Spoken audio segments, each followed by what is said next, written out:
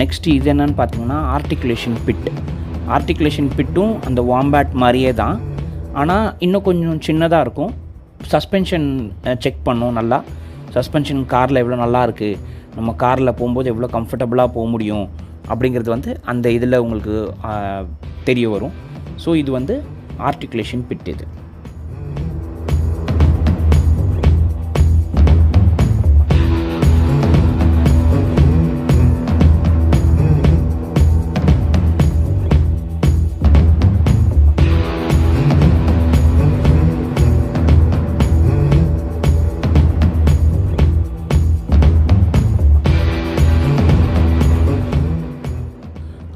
அடுத்தது என்னென்னு பார்த்தீங்கன்னா, அடுத்ததும் இன்னொரு ட்ரென்ச் 2ன்னு போட்டிருக்காங்க.